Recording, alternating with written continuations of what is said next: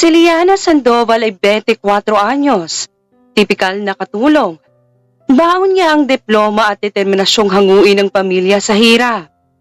Kahit magsimula muna siya sa paghawak ng walis tambo, ngunit hindi niya inaasahan na ang pagtatrabahuhan niya ay mailap at kinatatakutang bilyonaryo na si Dante Valderrama. Samantala, si Dante Valderrama na 38 taong gulang, isang bilyonaryo at amo ni Liana, ay kasing lamig ng yelo ang puso.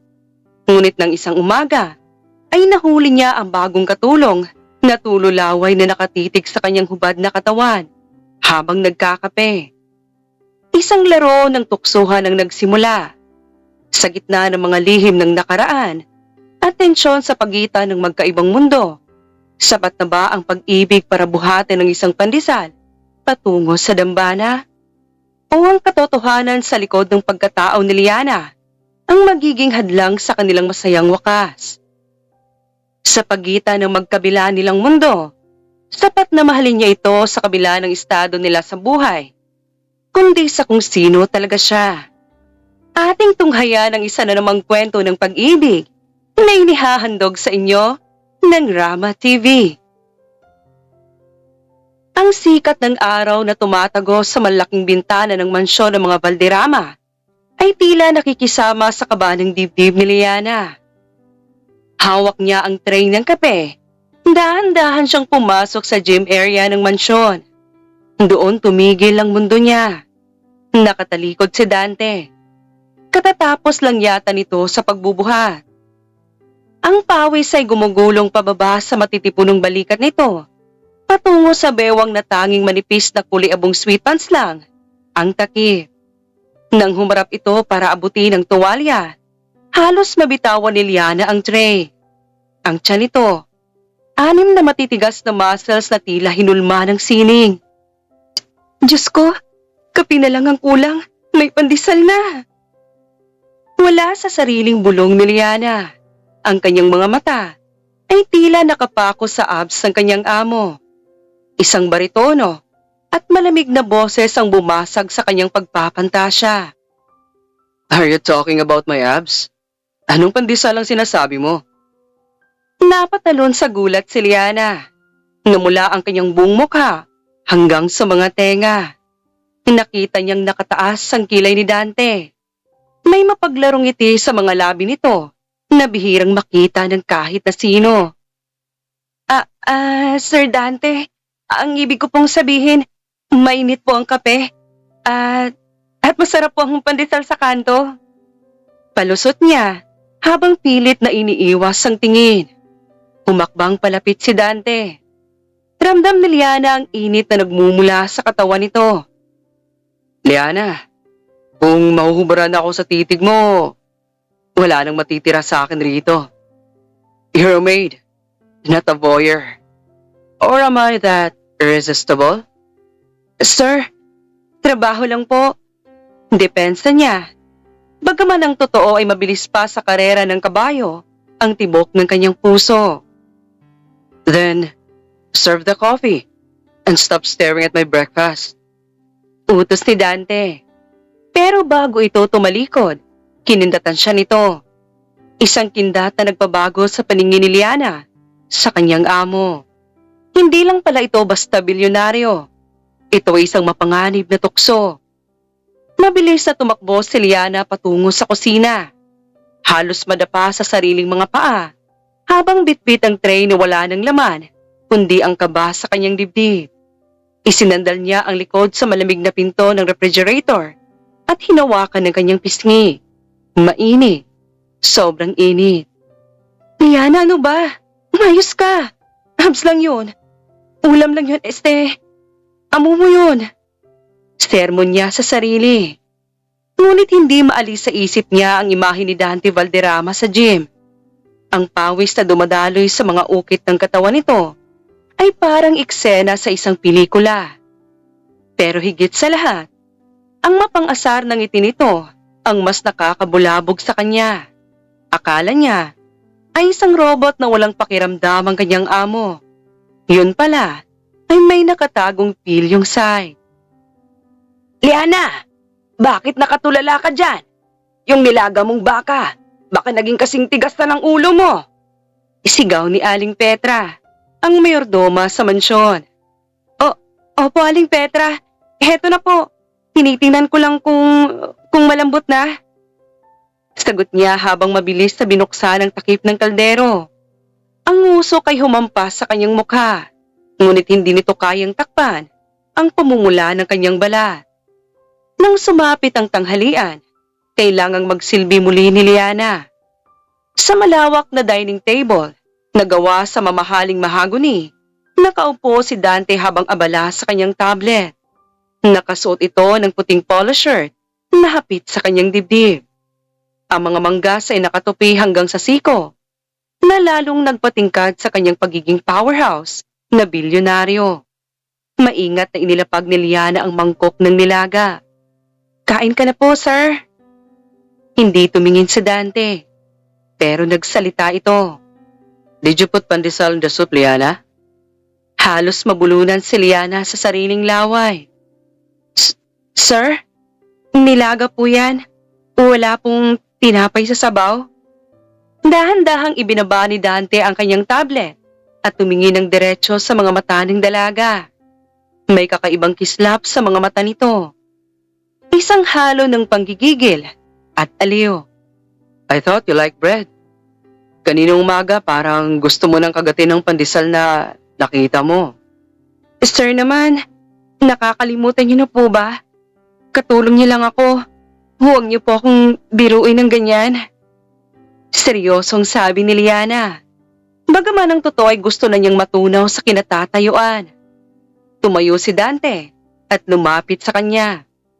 Mas matangkad ito sa kanya ng halos 2 ulo, kaya kailangang tumingala ni Liana. I'm not joking, Liana. I notice how you look at me. At sa totoo lang, it's refreshing. Most women look at my bank account. But you look at me like I'm a piece of a snack. Snack? Sir, baka po main course. Mabilis na hirit ni Liana, bago pa niya mapigilan ang sariling dila. Nanlaki ang kanyang mga mata nang mapagtanto ang sinabi. Kasi po, malaki kayong tao. Opo, yun po yun. Humalakhak si Dante. Isang tunog na parang musika sa pandinig ni Liana.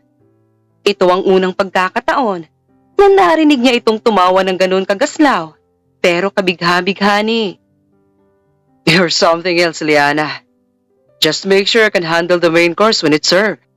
Bulong ni Dante bago ito bumalik sa pagkain. Kinahapunan habang naglilinis si Liana sa library. Nakita niya ang isang lumang litrato na nakasingit sa isang makapal na libro. Litrato ito ng isang pamilya. Isang batang lalaki na kamukha ni Dante at isang lalaking matanda na pamilyar ang mukha sa kanya. Kumunot ang noo ni Liana. Ang lalaking kasama ng ama ni Dante sa litrato ay ang kanyang sariling ama. Bago pa niya masuri ng maigi ang litrato, narinig niya ang yabag ni Dante. Mabilis niyang itinago ang litrato sa kanyang bulsa.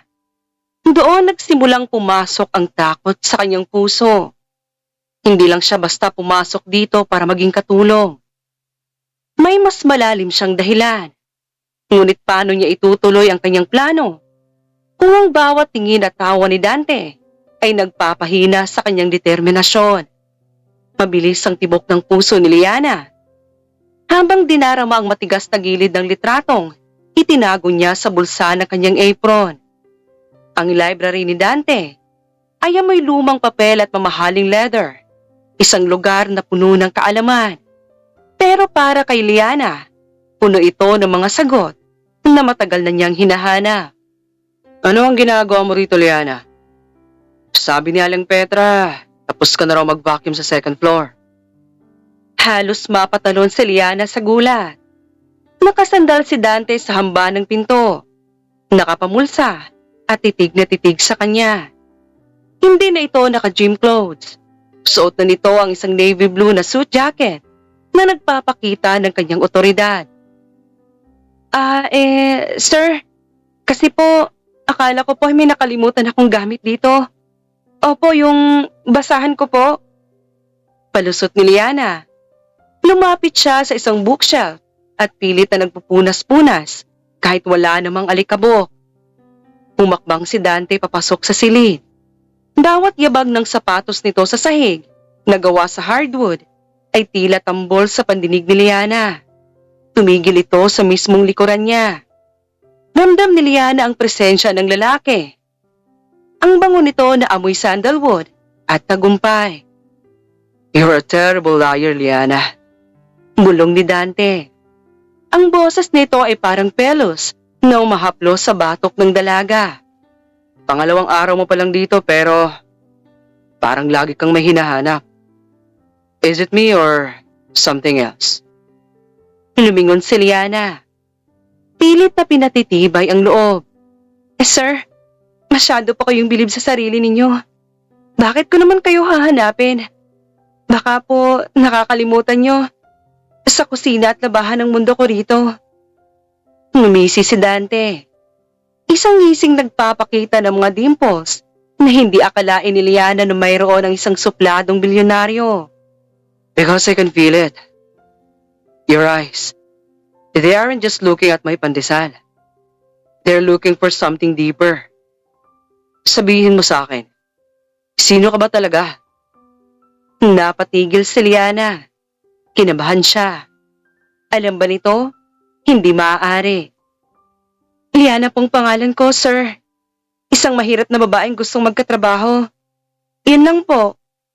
"Is it?" Tinitigan siya ni Dante ng matagal. Tila binabasa ang bawat hibla ng kanyang pagkatao.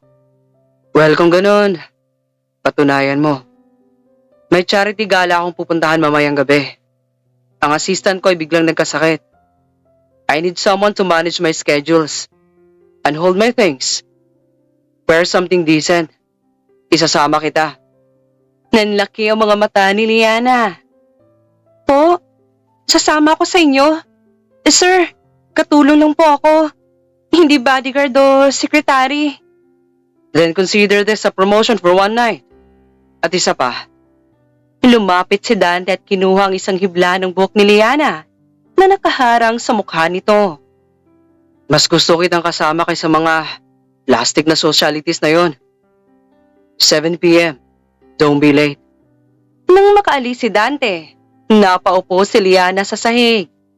Kinuha niya ang litrato sa bulsa. Ang kanyang ama, si Roberto, ay dating chief accountant ng Valderrama Enterprises. Ngunit 5 taon na ang nakararaan. Pinaratangan itong nagnakaw ng milyon-milyong piso at nakulong. Doon nagsimulang mawasak ang buhay ni Liana. Namatay ang kanyang ama sa loob ng kulungan dahil sa sama ng loob. At bago ito pumanaw, isinumpa nitong wala siyang kinuha kahit 1 sentimo. "Dante Valderrama, kung ikaw ang pamilya mong sumira sa tatay ko, hindi ko alam kung paano kita mapapatawad." Bulong niya sa sarili. Ngunit ang mas malaking problema ay ang kanyang puso. Paano niya mapamanatili ang galit kung tuwing malapit ang lalaki, nakakalimutan niya ang kanyang misyon? Kinagabihan, sa tulong ni Aling Petra, nakahanap si Liana ng isang simpleng black cocktail dress na itinago ng dating nakatira sa mansyon. Simple lang ito, pero nang maisuot niya, lumitaw ang kanyang hubog at kinis ng kanyang bala. Pagbaba niya sa engranding hagdanan, napatigil si Dante sa pag-aayos ng kanyang relo. Ang bilyonaryo na sanay sa pinakamagagandang babae sa buong mundo ay tila nawala ng salita. "I said, decent, Liana. Not stunning." Sabi ni Dante na may halong pagkagulat. "Bakit, sir? Mukha ba akong pandesal na may palaman?" Biro ni Liana para itago ang kanyang hiya. Hindi tumawa si Dante. Sa halip, lumapit ito at inalok ang kanyang braso. "No, you look like the most dangerous woman in this room. Let's go?" Sa loob ng sasakyan, habang pinabaybay nila ang daan patungo sa hotel, Tahimik si Liana. Pero ang isip niya ay naglalayag. Ito na ang pagkakataon niya. Sa gala na yon, nandoon ang mga matatandang opisyal ng kumpanya. Maaaring nandoon ang taong totoong may sala. Ngunit sa bawat sulyap ni Dante sa kanya, nararamdaman ni Liana na unti-unti siyang nahuhulog sa sarili niyang patibong.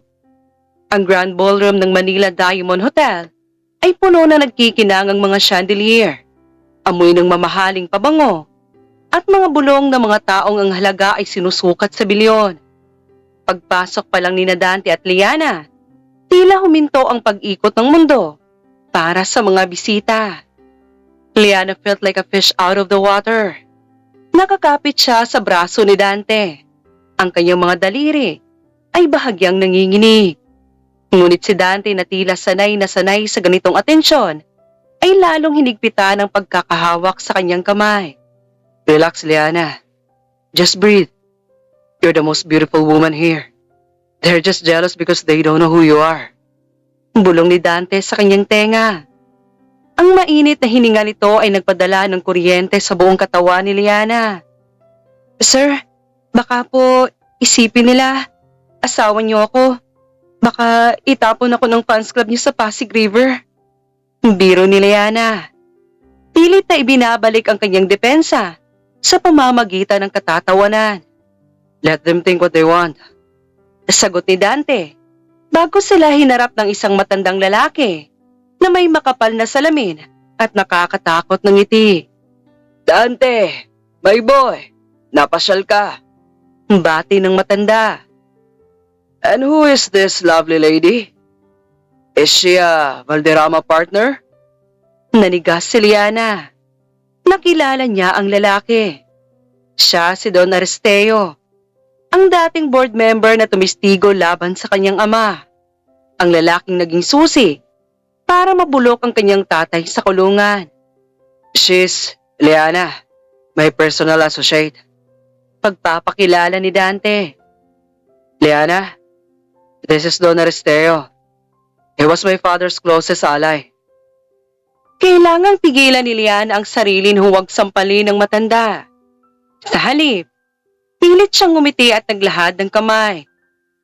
Nice to meet you, Don Aristeo. Nice to meet you, Don Aristeo. I've heard so much about you.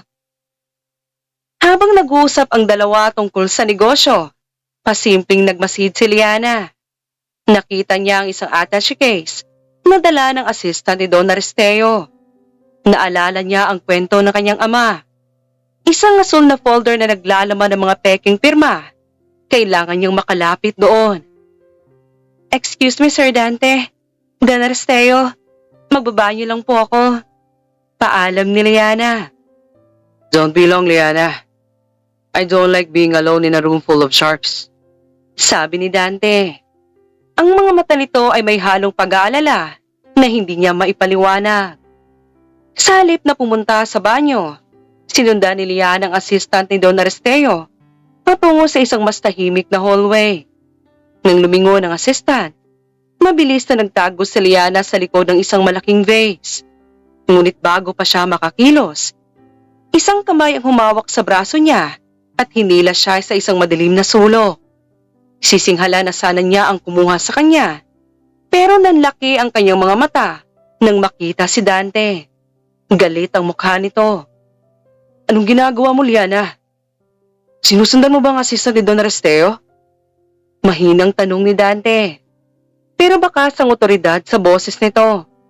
Sir, I just thought, nakita ko kasing parang may nahulog siyang gamit. Palusot ni Liana. Pero alam niyang hindi ito obra. Isinandal siya ni Dante sa pader. Ang distansya sa pagitan ng kanilang mga labi ay halos ilang pulgada na lang. Stop lying to me. Kanina ka pa kakaiba simula nang makita mo si Don Aristeo. Is he the reason why you're in my house? Is he the reason why you're looking at my files? Nabigla si Liana. Alam niyo po, I'm a billionaire for a reason, Liana. I know everything that happens in my house. Seryosong sabi ni Dante. Pero ang hindi ko alam, kung bakit ang isang babaeng katulad mo na may pusong busilak at mahilig magbiro tungkol sa pandesal ay may dalang ganitong klaseng panganib. Kung alam niyo po, bakit hindi niyo pa ako pinapalayas? Hamon ni Liana. Ang mga mata niya ay nagsisimulang magtubig. Dante's expression softened. Itinaas niya ang kanyang kamay at dahan-dahang hinaplos ang pisngi ni Liana. Because I'm a fool, Liana. Because I'd rather keep a spy in my house than lose the only person who makes me laugh. Sa gitna ng tensyon at lihim, isang halik ang bumasag sa lahat ng pader na itinayo ni Liana. Isang halik na hindi para sa isang amo at katulong, kundi para sa dalawang taong pilit na nilalabanan ng tadhana. Ngunit sa kabilang dako ng hall, isang flash ng kamera ang kumuha ng litrato sa kanila. Isang litratong magiging simula ng malaking iskandalo. Ang halik na yon ay lasang panganib at pangako. Para kay Liana, tila tumigil ang mundo at nawala ang ingay ng party sa background. Ngunit nang humiwalay ang mga labi ni Dante sa kanya, ang malamig na tingin ng bilyonaryo ay bumalik. Hindi ito galit, kundi isang babala. Huwag mong isiping dahil sa isang halik na ito ay tapos ng investigasyon ko sa iyo, Liana. Bulong ni Dante. Bagaman hinahabol din ito ang kanyang hininga. I will find out your secrets. One way or another. Sir, baka pong mahanap niyo ang sarili niyong mga sekreto. Matapang na sagot ni Liana. Kahit na nanginginig pa rin ang kanyang mga tuhod. Bago pa man sila makabalik sa main hall, isang malakas na bulong-bulungan ang bumalot sa ballroom. Ang mga bisitang kanina ay abala sa pagkikipagnitian ay nakatitig ngayon sa kani-kanilang mga cellphone. Ang iba ay hindi na nakapigil at harap-harapang itinuro ang kinaroroonan ni Dante at Liana. Sir, bakit parang lahat sila ay nakatingin sa atin? Kabado na tanong ni Liana. Kinuha ni Dante ang kanyang phone mula sa bulsa ng kanyang suit. Isang headline mula sa isang sikat na blind item blog ang bumulaga sa kanila. The Billionaire and the Scholarly Maid. Dante Valderrama's Secret Romance with a Fraud's Daughter. Kasama sa post na malinaw na litrato ng kanilang paghahalikan sa hallway. Sa ibaba nito ay isang luma at kupas na litrato ni Liana noong bata pa siya. Kasama ang kanyang ama na si Roberto. Someone leak it. Mariing sabi ni Dante. Ang kanyang panga ay nagtagis at ang kanyang mga kamao ay nagigting. Dante, ano itong kalokohang ito? Singhal ni Don Aristeo habang papalapit sa kanila. Dala ang isang mapanuyang ngiti sa likod ng kanyang kunwaring pag-aalala. Hindi ko akalaing ang anak ng taong nagnakaw sa atin ay pinatitira mo sa iyong mansyon. Isang malaking insulto ito sa alaala ng iyong ama. Liana felt the world spinning. Hindi nagnakaw ang tatay ko. Alam niyo yan, Don Aristeo. Kayo ang... Quiet, Liana. Putol ni Dante sa kanya. Hindi ito galit na pasigaw, kundi isang utos na protektahan siya. Hinawakan ni Dante ang balikat ni Liana at hinarap ang matanda. Don Aristeo, my personal life is none of your business. At kung sino man ang nag-leak nito, sisiguraduhin kong wala na silang trabahong babalikan bukas. Personal life? Dante, you are the face of Valderrama's Enterprises. Ang babaeng yan ay lason. Dagdag pa ni Aristeo. Habang ang mga reporter na kanina ay nasa labas lang, ay nagsisimula na ring pumasok sa ballroom. Liana, follow me. Now. Utos ni Dante. Hindi na niya hinintay ang sagot ng dalaga. Hinilan niya ito palabas sa back exit ng hotel, habang pilit silang hinahabol ng mga flash ng kamera. Sa loob ng sasakyan, ang katahimikan ay nakakabingi. Nakatingin lang si Liana sa labas ng bintana. Ang mga luha ay tahimik na dumadaloy sa kanyang pisngi. Ang plano niyang paghihigante ay nauwi sa isang pampublikong kahihiyan. Bakit hindi niyo ako itinanggi? Mahinang tanong ni Liana. Dapat ay sinabi niyo na pinagtripan niyo lang ako. Na ako ang lumapit sa inyo. Bakit niyo ako pinagtanggol? Huminto ang sasakyan sa gilid ng kalsada. Hinarap siya ni Dante. Dahil pagod na akong makita kang nagpapanggap, Liana. At pagod na rin akong magpanggap na wala akong pakialam sa'yo. Pero ang kumpanya niyo, I can rebuild the company. But I can't rebuild my sanity if I let them destroy you. seryosong sabi ni Dante. Tell me the truth, Liana. Bakit ka talaga narito? I know your father was Roberto. Anong ebidensyang hinahanap mo? Huminga ng malalim si Liana. Inilabas niya ang litratong nakuha niya sa library. Ang tatay ko, hindi siya nagnakaw. May isang asul na folder na naglalaman ng mga pirma ni Don Aristeo. At ang tatay niyo, iyon na magpapatunay na ginawa lang silang scapegoat ng mga tunay na nasa likod ng nakaw na pera. Nanliit ang mga mata ni Dante. Ang asul na folder, it's not in the library. It's in the vault of the old summer house in Tagaytay. Anong ibig niyo pong sabihin? Ibig sabihin, Liana, kung gusto mong malinis ang pangalan ng tatay mo, kailangan nating mag-road trip. Sagot ni Dante. Pero babalaan kita. Kapag nakuha natin ang folder na yan, hindi lang ang buhay mo ang magbabago. Pati ang tingin mo sa pamilya ko ay guguho. Mabilis ang pagpapatakbo ni Dante sa kanyang itim na SUV. Ang kalsadang patungo ng Tagaytay ay nababalot ng kadiliman. Tanging ang mga headlight lamang ang nagbibigay ng liwanag sa paligid. Paminsan-minsan ay sumusulyap si Dante sa rearview mirror. Tinitingnan kung may sumusunod sa kanila. Sir, sigurado ba kayong ligtas tayo rito? Baka mas mapahama kayo dahil sa akin. Nag-aalalang sabi ni Liana habang mahigpit na nakahawak sa kanyang seatbelt. Stop calling me Sir, Liana. At least for tonight. Seryosong sagot ni Dante nang hindi inaalis ang tingin sa daan. Sa tingin mo ba, hahayaan kitang harapin si Aristeo ng mag-isa? Ang taong yun ay walang konsensya. At kung totoo ang hinala mo tungkol sa folder, gagawin niyang lahat para hindi mo yun makuha. Pero ang reputasyon niyo. Reputasyon? Isang malaking biro yan. Putol ni Dante. Buong buhay ko, pinalaki ako para protektahan ang pangalan ng mga Valderrama. Pero kung ang pangalang yun ay nakatayo sa ibabaw ng kasinungalingan at paghihirap ng ibang tao, lalo ng pamilya mo, hindi ko na yun kailangan. Natahimik si Liana. Ngayon lang niya nakitang ganito ka-vulnerable ang kanyang amo. Ang matigas na bilyonaryo ay unti-unting naglalagas ng kanyang baluti. Biglang may nakita si Liana sa side mirror. Isang puting van na kanina pa nakabuntot sa kanila. Sir Dante, may sumusunod sa atin. Napansin din yun ni Dante. Hold on tight, Liana.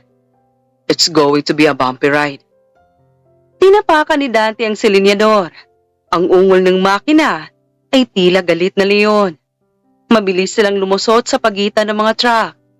Ngunit ang puting van ay hindi nagpatalo. Sa gitna ng habulan, isang malakas na tunog ang umalingaw-ngaw. Isang putok ng baril. Diyos ko!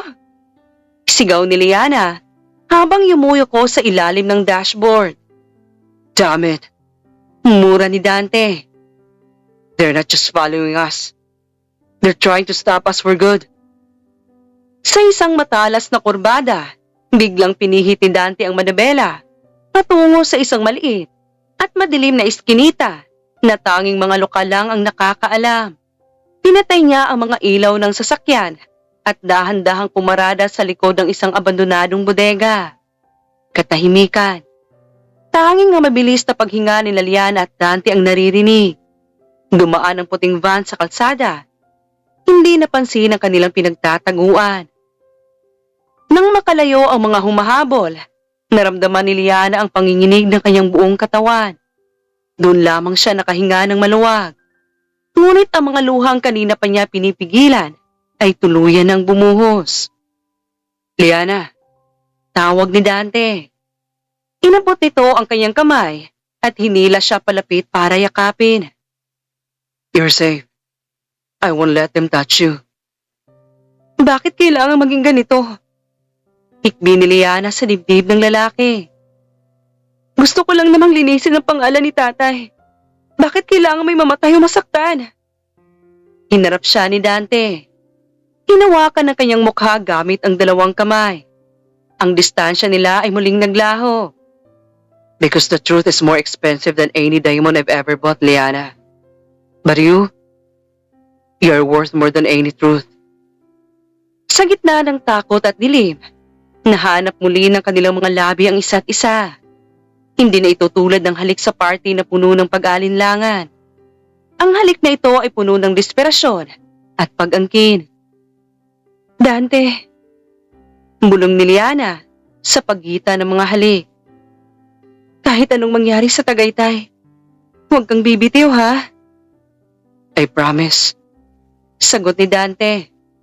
Pandesal man o main course, ikaw lang ang gusto ko. Ngunit habang naglalakbay sila patungo sa summer house, isang tawag ang natanggap ni Dante mula sa isang hindi kilalang numero. Dante, my boy! Ang boses ni Don Aristeo ay kasing lamig ng yelo. Nasa summer house ng mga tauhan ko. Kung gusto mong mabuhay ang babaeng kasama mo, iwan mo siya sa kalsada at ibigay mo sa akin ang lokasyon ng folder. Huwag mong kalimutan, ang tatay mo ang unang nagtago niyan para hindi ka madamay.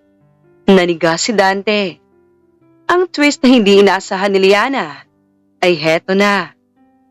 Ang sariling ama ni Dante ay nag-utos na itago ang katotohanan upang protektahan ang kanilang yaman. At hindi si Don Aristeo lang ang kaaway. Ang mismong dugong nananalaytay sa ugat ni Dante ang naging dahilan ng pagdurusa ng pamilya ni Liana. Nakarating sila sa Tagaytay bago magbukang liwayway. Ang manipis na hamog ay bumabalot sa paligid ng lumang summer house ng mga Valderrama. Isang mansyong gawa sa bato at kahoy na nakadungaw sa bulkang Taal. Sa kabila ng kagandahan ng tanawin, tila isang kulungan ang tingin dito ni Liana. Tahimik si Dante. Simula nang matanggap ang tawag ni Don Aristeo. Ang kanyang mga kamay ay mahigpit na nakakapit sa manibela. Ang kanyang panga ay tila bakal sa katigasan. Dante, anong problema? Mahinang tanong ni Liana. Dahil ba ito sa folder? Kung natatakot ka para sa posisyon mo, pwedeng ako na lang ang pumasok. Hindi mo kailangang madamay. Hinanap siya ni Dante. At sa unang pagkakataon, nakita ni Liana ang sakit sa mga mata nito. Hindi ang posisyon kong iniisip ko, Liana. Iniisip ko kung paano ko magagawang tumingin sa'yo kapag nalaman mo na ang buong katotohanan. Anong ibig mong sabihin? Let's just go inside. Maikling sagot ni Dante. Pumasok sila sa loob ng mansyon. Amoy alikabok at luma ang bawat sulok. Dumiretso si Dante sa master's bedroom at lumapit sa isang malaking painting ng kanyang ama. Sa likod nito ay isang maliit na digital vault. Nang bumukas ang vault, bumalaga sa kanila ang isang lumang asul na folder. Mabilis itong kinuha ni Liana. Nanginginig ang kanyang mga kamay habang binubuklat ang mga pahina. Doon niya nakita ang mga dokumentong naglilipat ng pondo sa mga ghost account. Ngunit habang binabasa ang mga pirma, unti-unting nawala ng kulay ang kanyang mukha. Hindi lamang pirma ni Don Aristeo ang nandoon. Ang pinakailalim na pirma ang nag-aproba sa lahat ng transaksyon. Ang pirma ni Eduardo Valderrama, ang ama ni Dante. Hindi. Napaupo si Liana sa sahig. Ang tatay mo. Siyang nag-utos sa tatay ko na gawin ang mga report na ito. At nang malapit na silang mahuli, isinakripisyo niya ang buhay ng tatay ko para maligtas ang pangalan niyo. Liana, I'm sorry. Lumapit si Dante at sinubukang hawakan ng kanyang balikat. Pero mabilis na lumayo ang dalaga. Kaya ka ba naging mabuti sa akin? Dahil ba sa konsensya? O dahil gusto mong siguraduhin na hindi ko mahanap ang folder na ito? Ang galit sa mga mata ni Liana ay kasing talim ng patalim.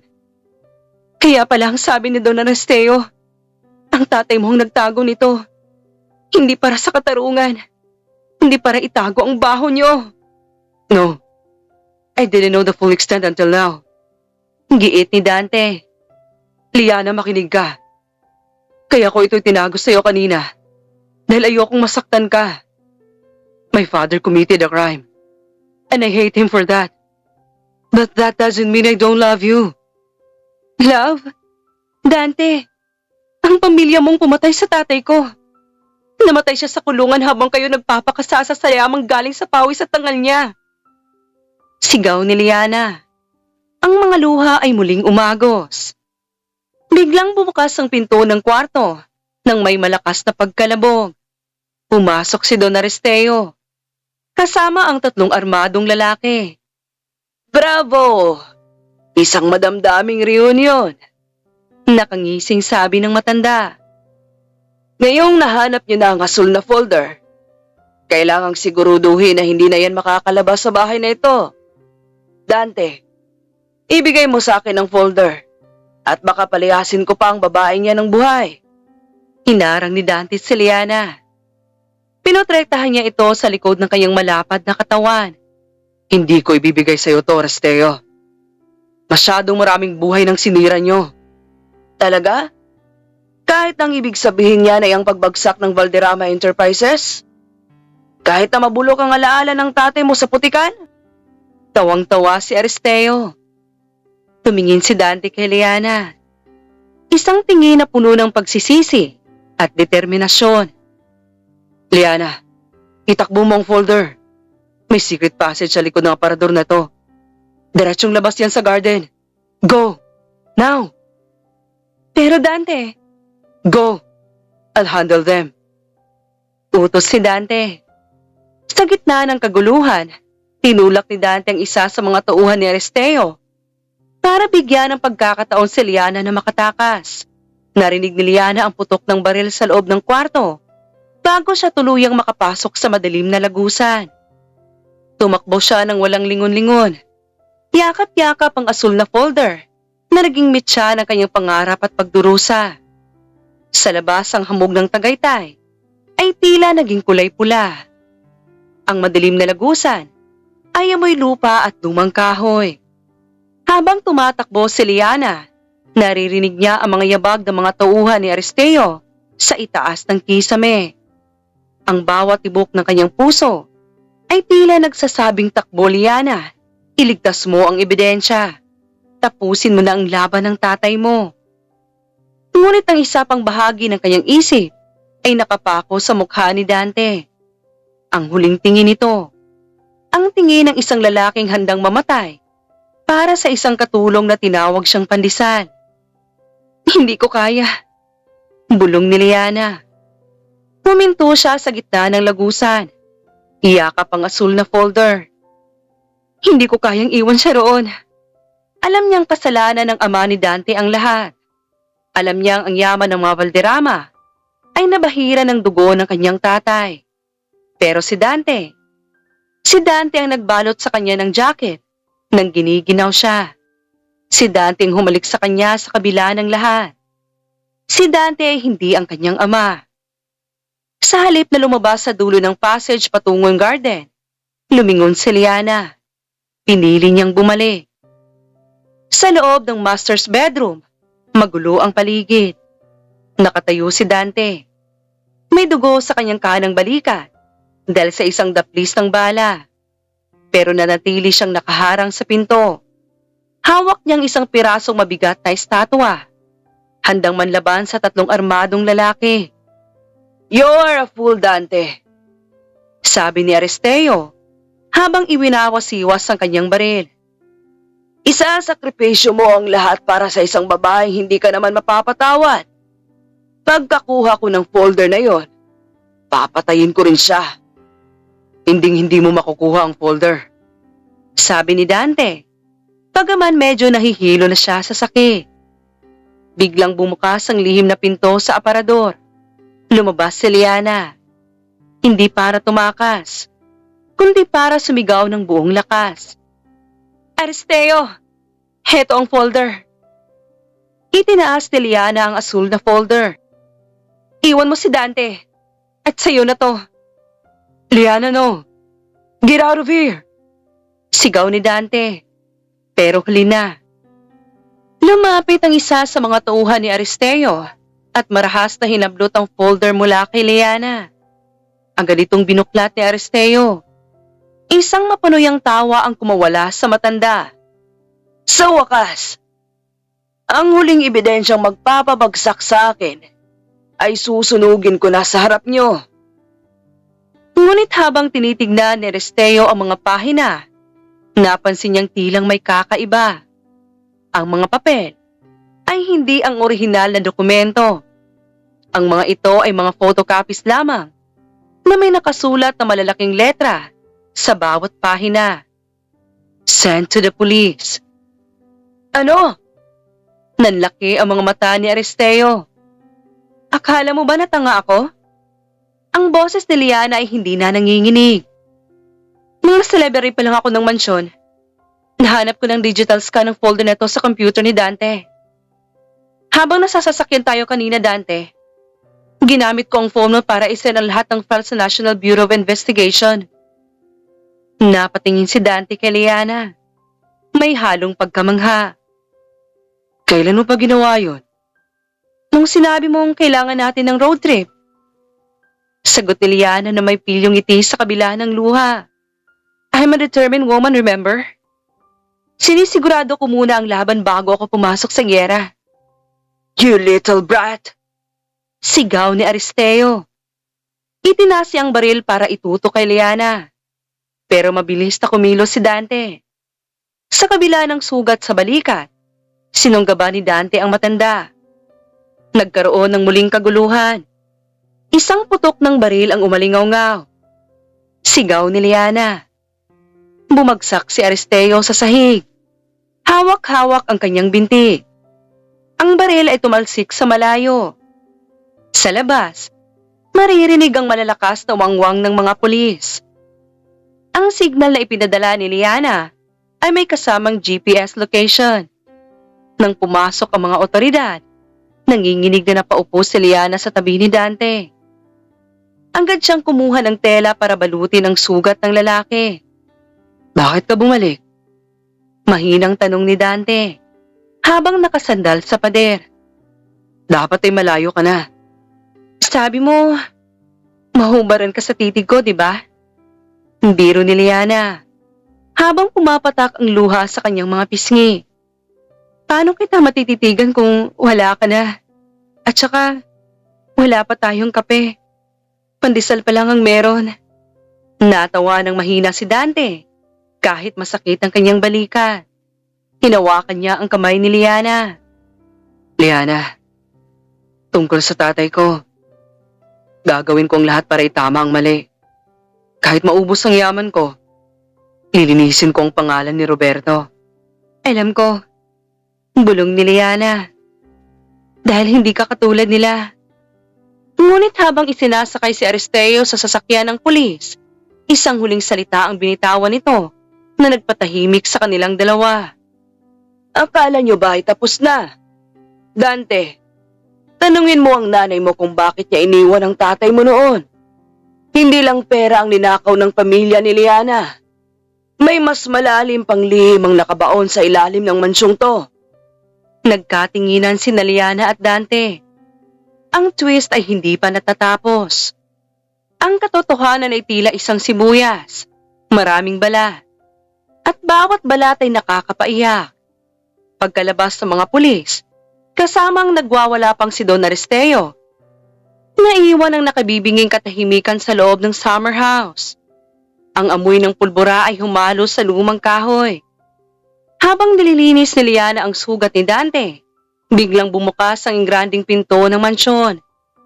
Isang matunog na pagpalo ng takong ng sapato sa sahig ang umalingaw-ngaw. Hustisya! Isang napakamahal na salita para sa isang napakamurang sitwasyon. Napalingon si Liana at Dante. Doon, nakatayo ang isang babae tila hindi tumatanda. Nakasuot ito ng itim na trench coat. May kulay abong mga mata, na kasing lamig ng yelo. at isang aura na nagpapakita ng kapangyarihan. Mama, Gulat na sambit ni Dante. anong ginagawa mo rito? Akala ko ay nasa Switzerland ka para sa iyong treatment. Si Doña Isabela Valderrama. Ang babaeng matagal nang nawala sa eksena ng mga bilyonaryo. Ang ina ni Dante, na balitang iniwan ng kanyang ama dahil sa sakit. Hindi ako pwedeng manatili sa malayo habang sinusunog mo ang kumpanyang binuo namin, Dante. Sabi ni Isabela. Tumingin siya kay Liana, mula ulo hanggang paa. Isang tingin na puno ng panghahamak. At ikaw? Ikaw pala ang anak ni Roberto. Kamukhang kamukha mo ang iyong ina. Isang babaeng mapangahas na akala ay kayang pantayan ng mga Valderrama. Tumayo si Liana. Hindi inintindi ang panginginig ng kanyang mga kamay. Kilala niyo ang nanay ko? Ang sabi sa akin ni tatay, namatay siya sa panganganak. Isang mapait na tawa ang kumawala kay Isabela. Yun ang kwentong ipinakain sa iyo ni Roberto para protektahan ang kanyang sarili. Pero ang totoo, ang nanay mo hindi namatay sa ospital. Siya ang dahilan kung bakit nagkagulo ang mga Valderrama at ang mga ebidensyang hinahanap niyo. Mama, stop this. Sigaw ni Dante. Pilit na tumatayo sa kabila ng sugat. Aristeo is gone. We have the files. Lilinisin na namin ang pangalan ni Roberto. Lilinisin? Lumapit si Isabela kay Liana. Ang distansya nila ay halos isang dangkal na lang. Ang bango nito ay amoy lason at mamahaling rosas. Paano mo lilinisin ang pangalan ng isang lalaking nagnakaw hindi ng pera, kundi ng isang buhay? Liana, ang asul na folder na hawak mo ay kalahati lang ng kwento. Hindi lang si Eduardo ang pumirma roon. Ang nanay mo, siya ang utak sa paglilipat ng pondo bago siya nagtangkang tumakas kasama ang iyong ama. Nanliit ang mundo ni Liana.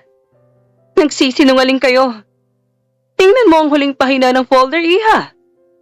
Ang digital scan ay pinadala mo sa mga pulis ay kulang. Kinuha ni Isabela ang isang maliit na susi sa kanyang bag at itinapon ito sa sahig. May isang vault sa basement. Doon nakatago ang sulat ng nanay mo. Doon mong malalaman na si Roberto ay hindi biktima. Siya ay isang kasabwat na nagtraidor sa amin. Nang mapagtanto niyang hindi niya makukuha ang lahat. Nanginginig na kinuha ni Liana ang susi. Tumingin siya kay Dante. Naghahanap ng kasiguraduhan. Pero kahit si Dante, ay tila naguguluhan na rin. Liana, huwag kang makinig sa kanya. Sinisira lang niyang isip mo. Sabi ni Dante. Dante, my son. Hinawakan ni Isabela ang mukha ni Dante. Pinoprotektahan kita. Ang babaeng ito ay lason sa ating pamilya. Gaya ng kanyang ina sa tatay mo. Gusto mo bang malaman ng twist, Liana? Ang nanay mo ay hindi lang basta accountant. Siyang dating kasintahan ni Eduardo bago ako dumating. Ikaw ang bunga ng isang paghihigante. Ang intense na pagtatagpong yon ay tila nag-iwan kay Liana na tila hiningahan ng kamatayan. Ang lalaking mahal niya, si Dante, ay maaaring higit pa sa amo o kaibigan. Ang nakaraan ay tila isang madilim na gubat na walang labasan. Pumunta ka sa basement, Liana. Hamon ni Isabela. Tingnan natin kung matapos mo mabasa ang katotohanan. Kaya mo pa rin tawaging pandesal ang anak ko. Hindi na nag-isip si Liana. Tumakbo siya patungo sa basement. Dala ang susi at ang pusong nagdurugo. Sa bawat baitang ng hagdan, ramdam niya ang bigat ng isang sekretong kayang pumatay ng anumang pag-ibig na nagsisimulang mabuo. Ang bawat hakbang ni Liana pababa sa basement ay tila may kasamang bulong ng nakaraan. Malamig ang hangin dito, amoy amag at luma. Hawak niya ang susi na ibinigay ni Isabela. Ang kaisa-isang bagay na magbubukas sa katotohanang matagal nang itinago ng mga Valderrama. Sa likod ng mga lumang kagamitan at nakatabing ng mga puting tela, nahanap niya ang isang maliit na bakal na pinto. Nang isaksak niya ang susi at pinihit ito, Isang matunog na click ang umalingaw-ngaw. Sa loob ng vault, walang pinto o pera. Tanging isang kahon na gawa sa Nara ang naroon. Sa ibabaw nito ay may nakapatong na isang kupas na kwintas na may pendant ng hugis puso. Ang kwintas na madalas ikwento ng kanyang ama na suot daw ng kanyang ina nung huling makita ito. Nanginginig ang mga daliri ni Liana habang binubuksan ang kahon. Doon, bumalaga sa kanya ang mga liham at isang diary. Sa unang pahina pa lamang, gumuho na ang mundo niya. Para sa aking anak, kung sakaling mabasa mo ito, patawarin mo ako. Hindi si Roberto ang iyong tunay na ama. Si Roberto ay ang taong sumagip sa akin ng tangkaing ipalaglag ni Eduardo ang bunga ng aming pagmamahalan. Napahawak si Liana sa kanyang dibdib. Ang kanyang ina, si Elena, ay hindi accountant na nagnakaw. Siya ang babaeng tunay na minahal ni Eduardo Valderrama, ang ama ni Dante. Ngunit dahil sa ambisyon at sa kasunduan kay Isabela, pinalabas ni Eduardo na nagnakaw si Elena at Roberto para mapalaya sa mga ito at maitago ang iskandalo. Hindi maaari. Hikbi ni Liana. Kung ganun, si Dante. Magkapatid tayo. Napaigdad si Liana nang marinig ang boses ni Dante sa likuran niya. Nakatayo ito sa may pintuan ng vault. Putlang-putla at hawak ang kanyang sugat ng balikat. Baka sa mukha nito ang kaparehong pait na nararamdaman ni Liana. Narinig ko ang lahat sa itaas bago ako bumaba. Pagpapatuloy ni Dante. Ang boses nito ay basag. Si Mama, inamin niya na rin. Hindi niya matanggap na ikaw ang buhay na alaala ng babaeng tunay na minahal ni Papa. Kaya niya tayo pinaglalayo. Kaya niya sinira ang pamilya niyo. Dante, hindi alam ni Liana kung yayakapin ang lalaki o lalayo rito. Ang bilyonaryong minahal niya, ang lalaking tinawag niyang pandesal at main course, ay may kaparehong dugo sa kanyang mga ugat. Pero mahindi alam si Mama. Dagdag ni Dante habang lumalapit kay Liana. Kinuha niya ang diary at binuklat ang huling bahagi. Tingnan mo ang huling petsa ng huling sulat, Liana. Binasa ni Liana ang huling bahagi. Eduardo, alam kong hindi mo ako mapapatawad sa pag-alis. Pero kailangang malaman mo ang totoo. Si Liana ay anak ni Roberto. Pinakasalan ko siya bago pa man tayo magkaroon ng ugnayan. Ginamit ko lang ang pangalan mo para makalapit sa kumpanya at mabigyan ng magandang buhay ang anak namin. Patawad kong naniwala kang ikaw ang ama. Isang mabigat na buntong hininga ang kumawala kay Liana. Ang twist sa loob ng twist. Ang kanyang ina ay naglaro rin ng apoy. Ginawa nitong sandata ang pag-ibig ni Eduardo para protektahan ang tunay niyang pamilya. So, hindi tayo magkapatid? Tanong ni Liana. Ang pag-asa ay muling sumisilip sa kanyang mga mata. Hindi. Sagot ni Dante. Pero dahil sa kasinungalingang yun, naging miserable ang buhay ng lahat. My father spent his life hating Roberto because he thought Roberto stole the woman he loved and his child. And your father, Roberto, spent his life in jail to protect a woman who lied to both of them. Muling bumukas ang pinto ng basement. Doña Isabela stood there, her face contorted in rage. You found it. The evidence of that woman's betrayal. Ngayon, Liana, alis ka na ba? O hintay mo pang ubusin ko ang lahat ng meron kakagaya ng ginawa ko sa mga magulang mo? Wala na kayong magagawa, Isabela. Matigas na sabi ni Dante. Ang ebidensya ng korupsyon ni Papa at Aristeo ay nasa pulis na. At ang diary na ito, ibibigay ko ito sa media. Hahayaan kong ang buong mundo ang humusga sa inyo. Dante, I'm your mother. A mother protects her son's happiness. You tried to destroy mine. Ganti ni Dante. Hinawakan ni Dante ang kamay ni Liana at hinila ito palabas ng madilim na basement. Sa pag-akyat nila, ang liwanag ng umaga sa Tagaytay ang sumalubong sa kanila. Ang lamig ay naroon pa rin. Pero sa pagkakataong ito, hindi na sila nanginginig sa takot. Hindi pa man sila tuluyang nakakalabas sa bukana ng Tagaytay. Ang balita ay parang wildfire na kumalat sa bansa. Ang video ng pag-aresto kay Don Aristeo at ng paglabas si Doña Isabela mula sa summer house ay naging trending sa bawat social media platform. Nasa loob sila ng sasakyan ni Dante. Ngunit sa pagkakataong ito, si Liana na ang nagmamaneho dahil sa sugat ng bilyonaryo. Ang radyo ay puno ng mga haka-haka. Isang katulong nga ba ang dahilan ng pagbagsak ng Valderrama Enterprises? O isang nawawalang tagapagmana? Huwag mong pakinggan ang mga yan. Mahinang sabi ni Dante habang nakasandal ang ulo sa upuan. Maputla pa rin siya. Pero ang kanyang mga mata ay nakapako kay Liana. They love a scandal, but they don't care about the people bleeding behind the headlines. Dante, paano ng kumpanya nyo?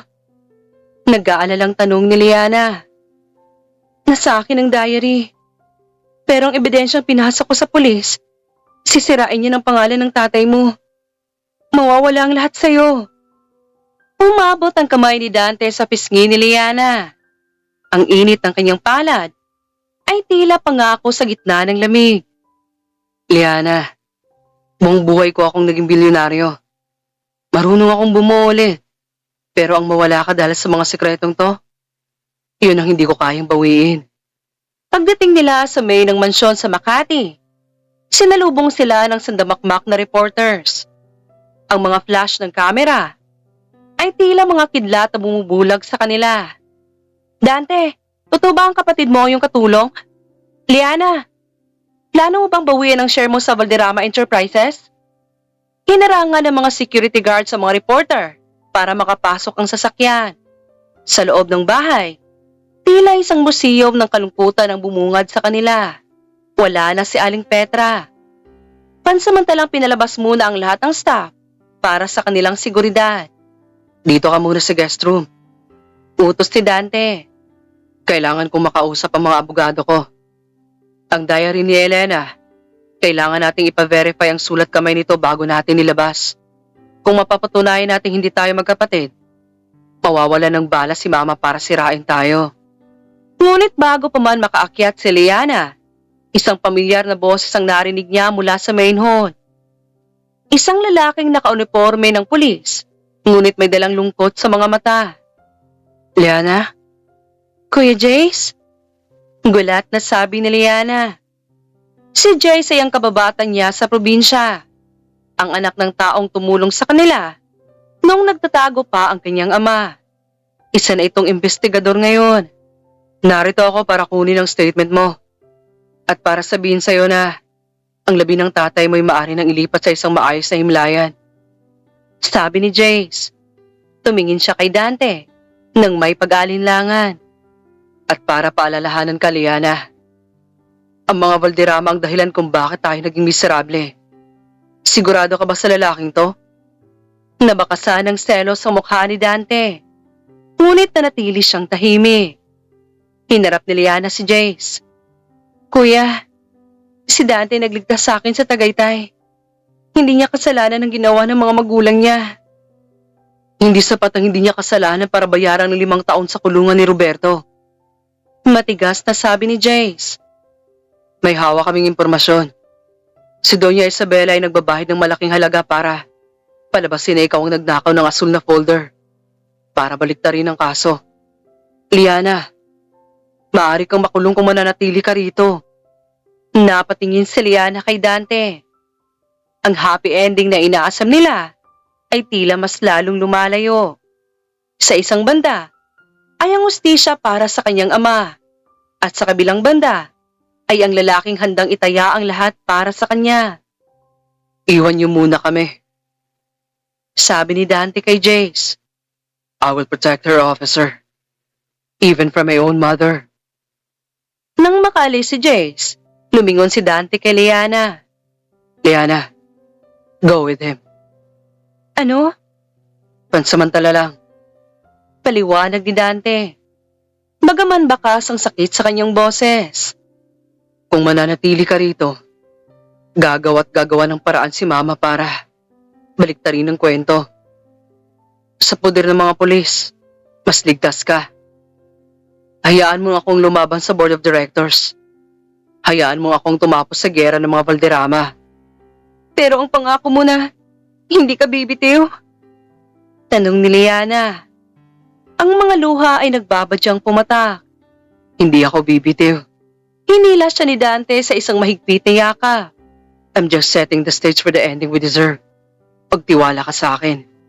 Pagkatapos nito, wala nang Sir Dante. Ako na lang ang lalaking kailangan ng kape at pandesal mo.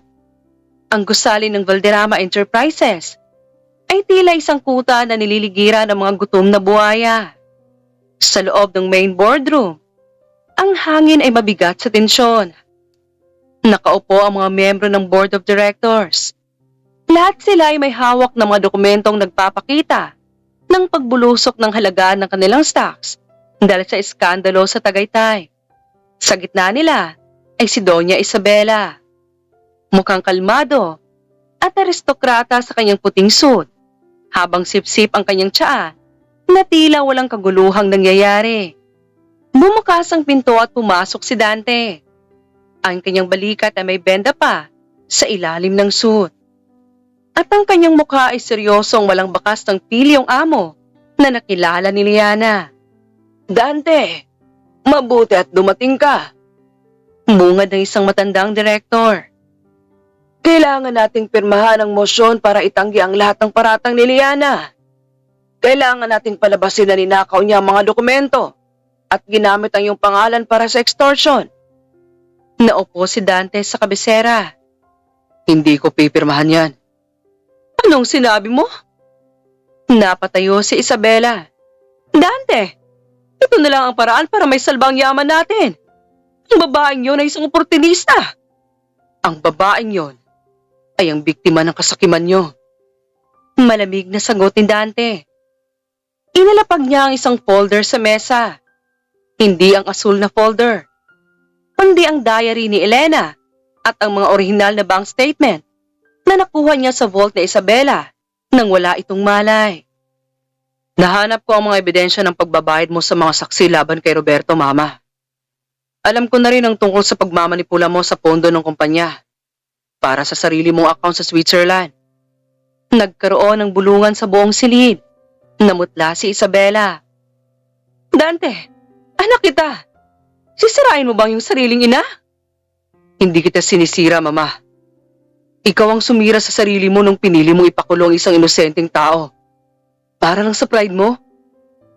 Tumayo si Dante. As of this moment, I am resigning as the CEO of the Valderrama Enterprises. Pero bago ako umalis, ibinibigay ko ang lahat ng shares ko sa pamilya ni Roberto bilang danyos perwisyo. Samantala, sa isang safe house ng mga pulis, hindi mapakali si Liana. Nakatingin siya sa TV. Pinapanood ang live coverage ng gulo sa harap ng Valderrama Building. Kasama niya si Jace, na panay ang tingin sa kanyang relo. Liana, kailangan na nating umalis rito. May impormasyon kaming ang mga tauhan ni Aristeo na hindi pa nahuhuli ay papunta na rito. Sabi ni Jace. Hindi ako alis hanggat hindi ko nakakausap si Dante. Giit ni Liana. Biglang may narinig silang malakas na pagsabog sa labas. Nabasag ang mga bintana ng safe house. Isang grupo ng mga lalaking nakamaskara ang pumasok. Hindi ito mga pulis. Ito ang mga linis kaso ni Isabela. Ang mga taong binayaran para siguraduhing mawawala ang huling ebidensya at ang huling testigo. Sa likod, Liana. Sigaw ni Jace habang bumubunot ng baril. Nagtago sa Liana sa ilalim ng mesa. Ang kanyang puso ay tila lalabas na sa kanyang dibdib. Sa gitna ng putukan, naalala niya ang mga salita ni Dante.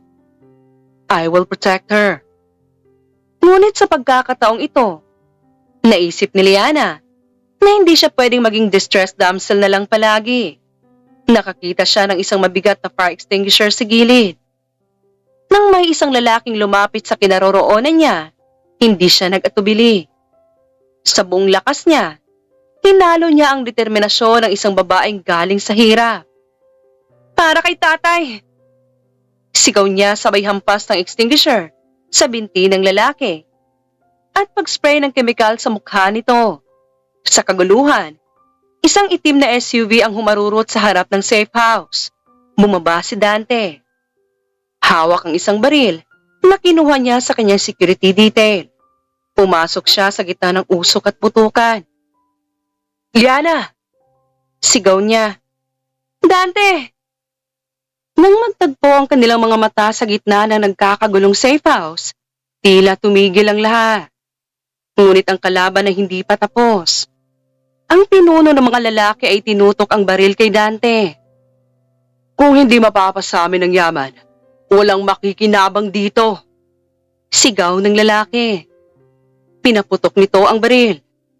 Wag! Sigaw ni Liana.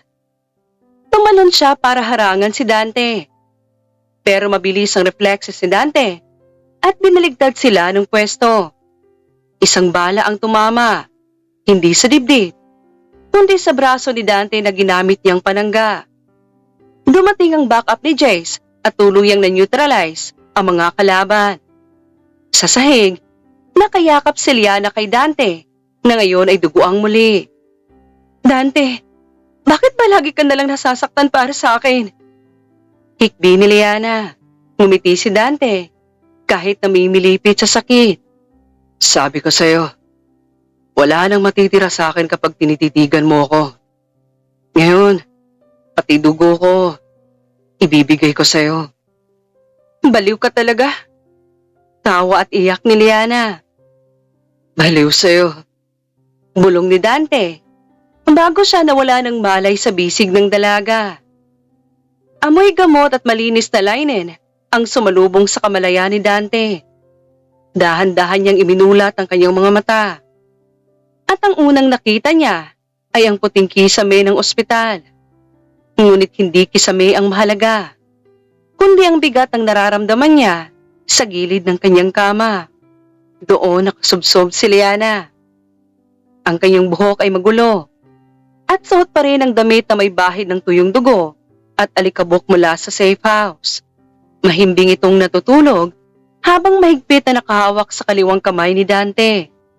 Napangiti si Dante ng mahina.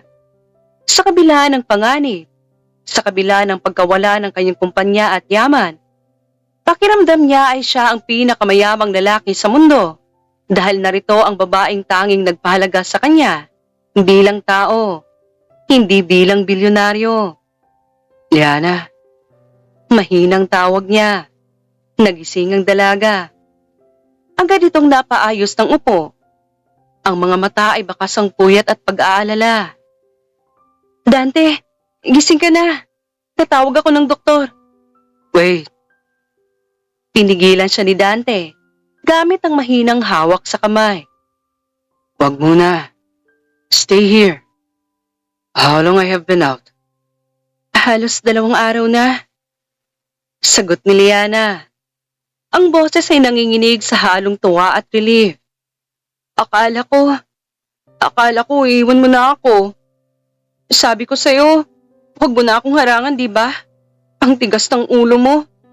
Matigas talaga ang pandesal, di ba? Biro ni Dante, na nagpatawa ng mahina kay Liana sa gitna ng kanyang mga luha. Anong balita?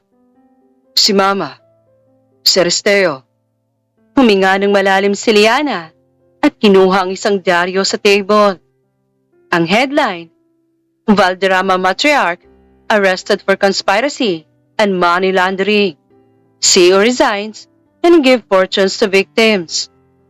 Nasa kustodiya na si Doña Isabela. Si Jace ang kumuha ng statement niya.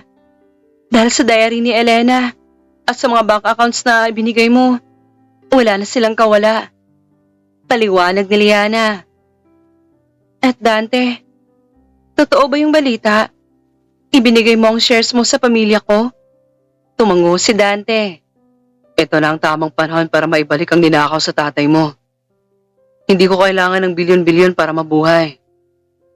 Ang kailangan ko lang ay ang pagkakataong bumawi sa'yo. Pero wala ka ng mansyon. Wala ka ng kumpanya. Paano ka na? Tanong ni Liana.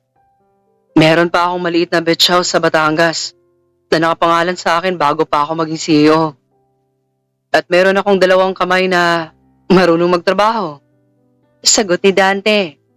Sabay titig ng malalim sa mga mata ng dalaga. At higit sa lahat, sana'y merong ikaw. Namula si Liana. Ang bolero mo pa rin kahit tuguan ka. Pero seryoso, Dante.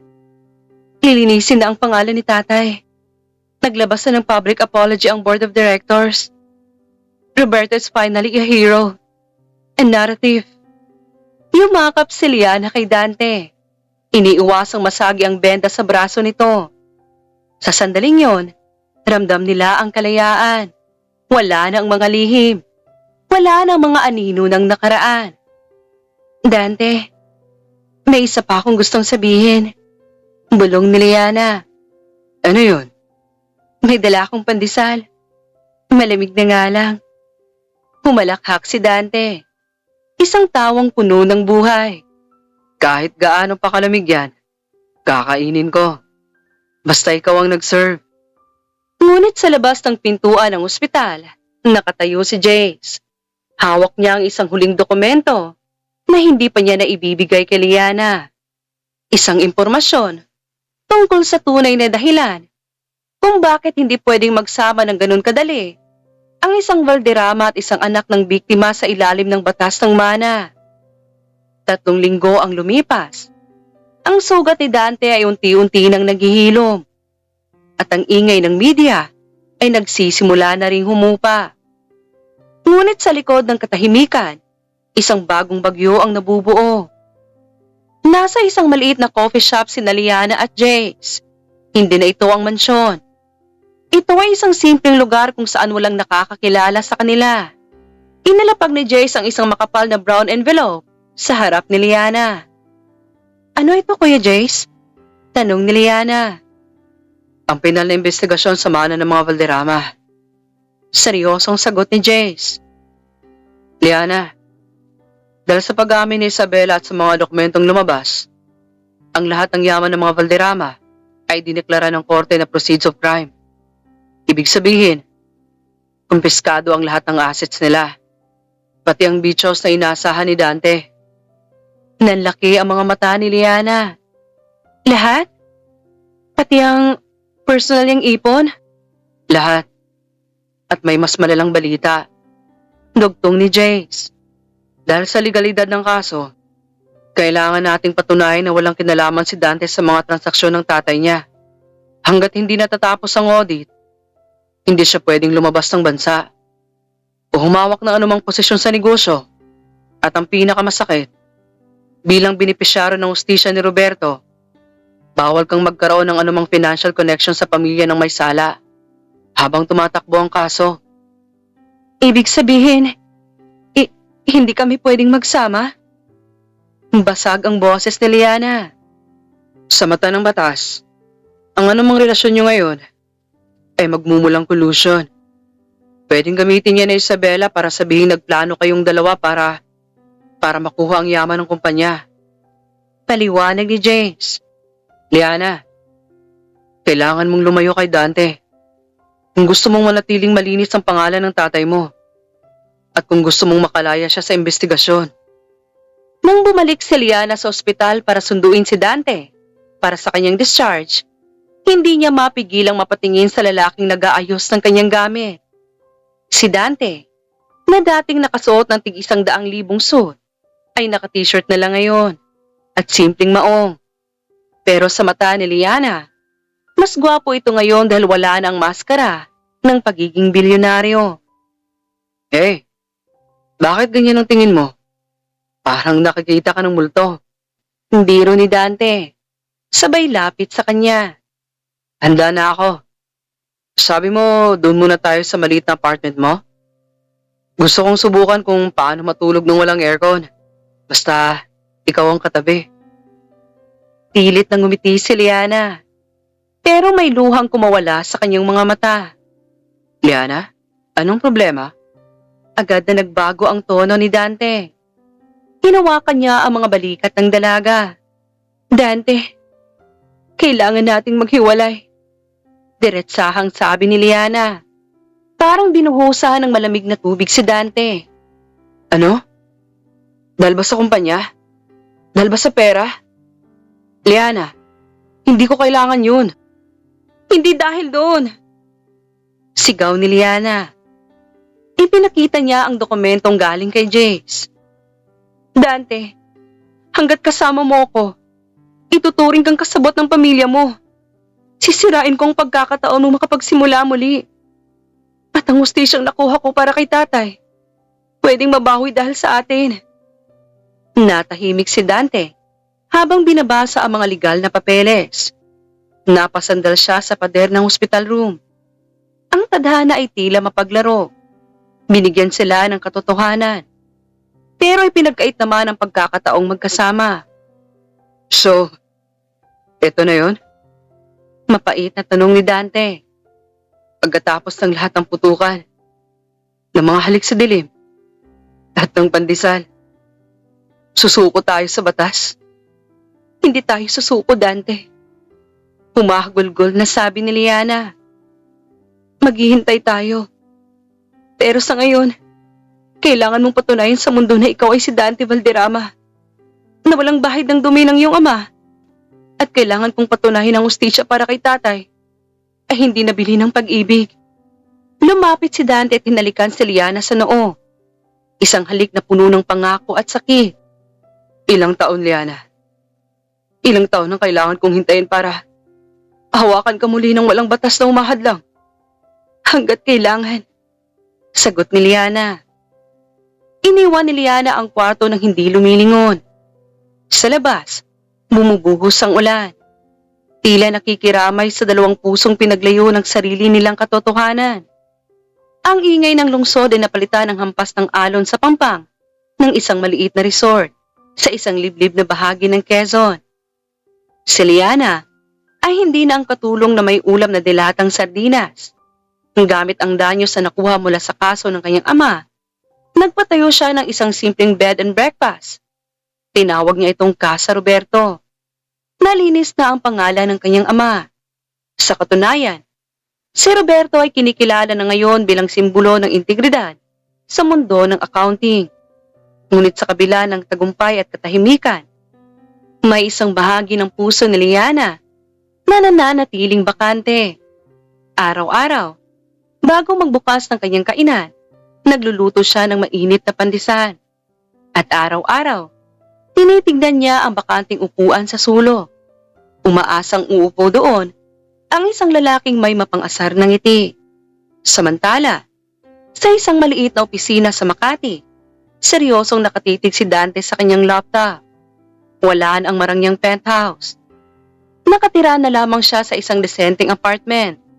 Hindi na siya CEO ng Valderrama Enterprises, na ngayon ay isa ng foundation na pinapatakbo ng gobyerno para sa mga biktima ng korporasyon.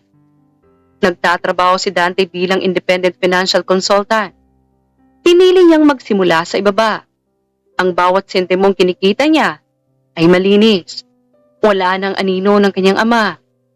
At ang kanyang ina na si Isabela ay nananatili pa rin sa loob ng bilangguan.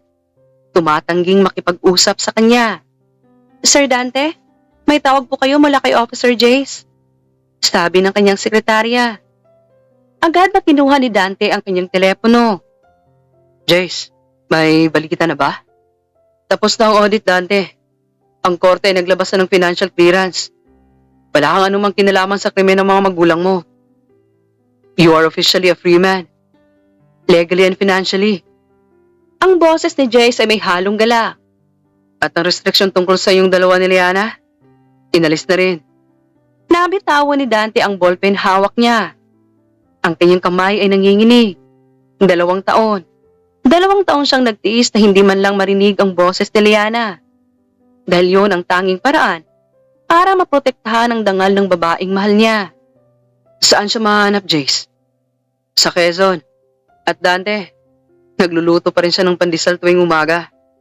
Kinabukasan, sa Casa Roberto, abala si Liana sa pag-aayos sa mga bulaklak sa mesa. Ang amoy ng sariwang kape ay humahalimuyak sa paligid. Ang suot niyang simpleng floral dress ay nililipad ng hangin mula sa dagat.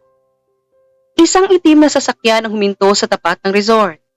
Hindi ito ang mamahaling SUV na dati niyang minamaneho, kundi isang simpleng sedan. Bumaba ang isang lalaki. Nakaputing t-shirt lang ito at maong, ngunit ang tindig nito ay hindi nagbago. Dahan-dahang lumingon si Liana. Nanigas siya sa kanyang kinatatayuan. Ang petsyel na hawak niya ay halos mahulog nang makita niya ang mukha ni Dante. Mas maikli na ang buhok nito ngayon at tila mas matigas ang pangangatawan dahil sa pagtatrabaho. Pero ang mga mata nito ay punong-puno pa rin ng pag-ibig na nakita niya sa mansyon noon. Miss, order sana ako ng almusal. Sabi ni Dante. Ang boses nito ay nanginginig sa emosyon. Hindi nakapagsalita si Liana. Ang kanyang mga luha ay nagsimulang pumatak. Sabi nila, masarap daw ang pandesal dito. Patuloy ni Dante, habang dahan-dahang lumalapit sa kanya. Pero mas gusto ko sana kung may kasamang kape. At ang babaeng matagal ko nang gustong pakasalan. Dante. Sa wakas ay nabigkas ni Liana ang pangalan ng lalaki. Tumakbo siya patungo rito at buong lakas na yumaka. Embak, Liana. Wala nang batas. Wala nang mga sekreto. Ako na lang to. Si Dante na handang maging katulong mo habang buhay. Bulong ni Dante sa kanyang tenga. Ang tagal mo. Hikbi ni Liana. Malamig na yung pandesal. Huwag kang mag-alala. Hinalikan siya ni Dante ng matagal at puno ng pananabi. May buong buhay tayo para magpainit ito muli. Ngunit sa gitna ng kanilang muling pagtatagpo, napansin ni Liana ang isang maliit na singsing na nakasabit sa kwintas si Dante. Ang kwintas na may pendant ng puso na nakuha nila sa vault. Ang hangin sa Casa Roberto ay tila kumakanta ng tagumpay. Isang buwan ang nakalipas mula na magtagpong muli si Liana at Dante. Ngayon, ang resort ay hindi lang basta tuluyan, kundi naging pugad na rin ang kanilang mga plano. Habang nagayos sila ng mga detalye para sa kanilang simpleng kasal sa tabing dagat, isang hindi inaasahang bisita ang dumating. Isang matandang abogado, si Attorney Villafuerte. Ang bumaba sa kanyang sasakyan, bit-bit ang isang lumang leather attaché case. Siya ang dating personal na abogado ni Roberto noong mga panahong nagsisimula pa lamang ito sa Valderrama Enterprises. Liana, iha! Bati ng matanda. Patagal ko itong itinago. Sabi ng tatay mo, ibigay ko lang ito sa iyo kapag malinis na ang kanyang pangalan at kapag natagpuan mo na ang lalaking handang tumayo sa tabi mo, kahit wala ka ng komisyon sa buhay. Nagkatinginan si Liana at Dante. Pinuksan ng abogado ang case at inilabas ang isang dokumento na may selyo ng bangko sa Singapore. Ano po to? Tanong ni Liana. Bago mabilanggo ang tatay mo, meron siyang nadiskubring malaking pagkakamali sa system ng Valderrama Enterprises. May mga stocks na hindi nailista sa pangalan ni Eduardo o ni Isabela, kundi sa pangalan ng Trustee of the Innocent. Itinago niya ito sa isang secret account. Paliwanag ni Attorney Villafuerte. Ang account na yan ay lumago sa loob ng 2 dekada. Ayong napatunayan na ang lahat. Ang account na yan ay nakapangalan na sa iyo, Liana. Hindi makapaniwala si Liana. Ang halaga ay sapat na para mabili muli ang kalahati ng dating kumpanya ni Dante. Ngunit imbis na matuwa, tumingin siya kay Dante. Dante, pwede nating bawiin ang Valderrama Enterprises. Pwede mong makuhang muli ang posisyon mo. Sabi ni Liana. Umiling si Dante at hinawakan ng kamay ng dalaga. Liana, ang pamanang yan ay para sa'yo. At sa mga pangarap mo, ayoko nang bumalik sa mundong yon. Mas gusto ko ang amoy ng dagat at ang init ng pandesal mo kaysa sa lamig ng boardroom. Napangiti si Liana. Doon niya napatunayan na si Dante ay tunay na nagbago. Kung ganon, gagamitin natin ang pamanang ito para sa Roberto Foundation. Tutulungan natin ang mga pamilyang nabiktima ng maling paratang. Gaya ng nangyari sa atin. Kinahapunan, habang naglalakad ang dalawa sa dalampasigan, kinuha ni Dante ang kwintas na may pendant na puso. Isinuot niya ito kay Liana. Ang kwintas na ito ay simbolo ng pag-ibig ng nanay mo na akala ng tatay ko ay sa kanya lang. Sabi ni Dante. Pero ngayon, gusto ko maging simbolo ito ng ating panimula. Liana, wala akong bilyon-bilyon ngayon. Pero meron akong buhay na iaalay ko sa iyo araw-araw. Lumuhod si Dante sa buhanginan. Nilabas niya ang isang simpleng gintong singsing. Walang dambuhalang diamante. Pero kumikinang ito sa ilalim ng papalubog na araw. Liana Rodriguez, ang babaeng nakakita sa pandesal ko bago niya nakita ang puso ko. Papayag ka bang maging asawa ng isang lalaking walang ibang yaman kundi ikaw? Tumawa si Liana sa gitna ng kanyang mga luha. Kahit wala kang pandesal, kahit wala kang kape, basta ikaw. Oo, Dante, pakakasalan kita. Isinuot ni Dante ang singsing at binuhat si Liana, habang ang mga alon ay humahaplo sa kanilang mga paa. Ang lahat ng sakit, ang lahat ng iskandalo, at ang lahat ng pait ng nakaraan ay tila tinangay na ng dagat. Ngunit may isang huling sorpresa silang natanggap ng gabing yun. Isang sulat mula sa bilangguan, mula kay Isabela. Dante, Liana, hindi ko hinihingi ang inyong tawad. Pero bago ako mawala, kailangang malaman niyo na may isa pang anak si Eduardo. Isang taong matagal ko na ring itinago. At ngayon ay malaya na. Ang kasa Roberto ay nababalot ng mga puting telang sutla na humahalimuyak sa bango ng mga sariwang sampagita at rosas. Ang dagat ay kalmado. Ang kulay ng langit ay unti-unting nagiging kahel at lila habang lumulubog ang araw. Ito ang araw na hinihintay ni Liana at Dante. Ang araw na hindi na sila amo at katulong, kundi dalawang pusong pantay na sa harap ng Diyos at ng tao. Naglalakad si Liana sa dalampasigan. Ang kanyang puting gown ay simple lamang, pero lalong nagpatingkad sa kanyang natural na ganda. Sa dulo ng altar na gawa sa driftwood, nakatayo si Dante. Suot nito ang isang puting linen shirt, nakayapak sa buhangin, at may mga matang nangingilid ang luha habang pinapanood ang babaeng nagpabago sa kanyang mundo. You look breathtaking. Bulong ni Dante nang makarating si Liana sa kanyang tabi. Sabi ko sa iyo, sir, may palaman itong pandesal mo ngayon. Pilyong sagot ni Liana na nagpatawa sa iilang bisitang naroon. Kabilang si Jace na ngayon ay nakangiti na rin sa wakas. Ang kasal ay naging taimtim. Sa kanilang mga vows, ipinangako ni Dante na hindi na niya hahayaang maging hadlang ang yaman o pangalan sa kanilang kaligayahan. Ipinangako naman ni Liana na siyang magiging sandigan ni Dante sa bawat pagsubok na darating. Nang matapos ang seremonya at sabihin ng pari ang "You may now kiss the bride", isang masiding halik ang pinagsaluhan nila. Isang halik na simbolo ng kanilang tagumpay laban sa lahat ng unos. Habang nagaganap ang simpleng reception sa tabing dagat, napansin ni Liana ang isang lalaking nakatayo sa malayo, malapit sa mga puno ng niyog. Nakasuot ito ng itim na leather jacket, may mapupungay na mata, na kasing talim ng kay Dante. Isang pamilyar na aura, at isang pamilyar na aura ng misteryo. Naalala ni Liana ang sulat ni Isabela tungkol sa ibang anak ni Eduardo. Naramdaman ni Dante ang paninigas ni Liana. Tumingin din siya sa direksyon na tinitignan ng asawa. Siya na ba yun? Mahinang tanong ni Dante.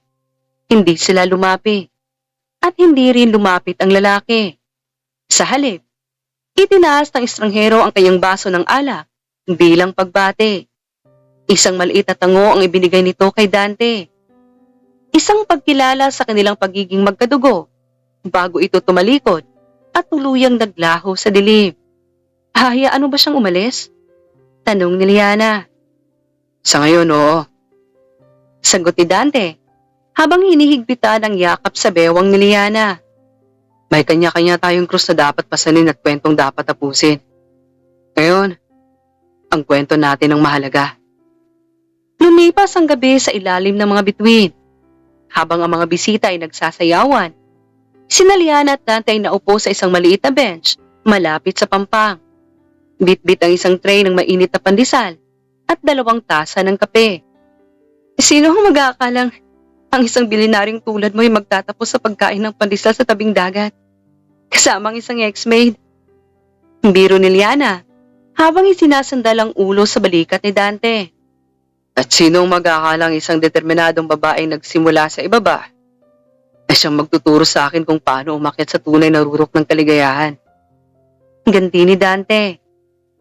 Liana, salamat sa hindi pagtitig lang sa abs ko. Salamat sa pagtingin sa puso ko. Sus, aminin mo na. Bonus lang yung abs. Tawa ni Liana. Nagtawanan silang dalawa. Ang tunog ng kanilang saya ay sumabay sa himig ng dagat. Sa wakas, ang pandesal at ang kape ay magkasama sa isang mesa, sa isang buhay, at sa isang walang hanggan. 5 taon ang lumipas. Ang umaga sa Casa Roberto ay hindi na kasing tahimik ng dati. Ang dating huni lamang ng mga ibon at hampas ng alon ay napalitan ng maliliit na yapak, tawanan, at paminsan-minsang iyakan na nagbibigay buhay sa buong resort. Sa malawak na veranda ng kanilang bahay, abala si Liana sa pag-aayos ng hapag-almusal. Ngunit hindi na 2 tasa ng kape ang naroon. May 3 maliliit na baso ng gatas at isang maliit na basket ng bagong luto at umuusok na pandesal. Dante, ang mga bata baka mahulog sa duyan. Sigaw ni Liana habang nakangiti. Mula sa garden lumabas si Dante na pawisan, ngunit bakas ang labis na kaligayahan. Sa kanyang magkabilang braso, ay buhat niya ang 2 batang lalaki, habang isang batang babae naman ay nakasakay sa kanyang balikat. Mahigpit na nakahawak sa kanyang buhok. Sila ang kanilang mga triplets. Sina Eduardo Roberto, ang panganay na nakuha ang matikas na tindig ni Dante. Liam Dante, ang malambing na nakuha ang mga mata ni Lian. At ang bunsong si Elena Sofia, ang prinsesa na kasing kulit at kasing determinada ng kanyang ina. Don't worry, Mommy. I have them. Tawa ni Dante. Ibinaba niya ang 3 na agad na nagtakbuhan patungo sa mesa ng maamoy ang tinapay. Pandesal! Pandesal! Sabay-sabay na sigaw ng mga bata. Naupo si Dante sa tabi ni Liana at kinuha ang kanyang kape. Tumingin siya sa kanyang asawa. At kahit lumipas na ang mga taon, ang paghanga sa kanyang mga mata ay hindi nagbago. You know, seeing them like this, it makes every scar and every tear worth it. Hinawakan ni Liana ang kamay ni Dante. Sino ang mag-akalang ang pandesal na pinag-usapan natin sa gym noon? Magiging 3 maliliit na version mo ngayon. At mas makulit pa sa akin. Biro ni Dante. Pero seryoso, Liana. Salamat. Salamat sa pagpili sa akin nung wala na akong kahit na ano. You gave me a family I never thought I deserved. Hinalikan ni Dante si Liana sa noo, habang ang kanilang mga anak ay abala sa pagkain at pagpapahid ng palaman sa kani-kanilang mga mukha. Ang Valderrama Foundation. Ang Valderrama Foundation ay tinatag nila ay nakatulong na sa libu-libong pamilya. At ang Casa Roberto ay naging simbolo ng pag-asa. Wala na ang anino ng nakaraan. Ang tanging natira ay ang liwanag ng kasulukuyan. Ang bawat kagat ng tinapay at higop ng kape, nadarama nila ang tamis ng tagumpay, hindi ng pera, kundi ng isang pag-ibig na nanatiling totoo sa gitna ng unos. Sa pagtatapos ng kwento ni Liana at Dante, naway nag-iwan ito sa inyong mga puso ng isang mahalagang aral. Ang tunay na yaman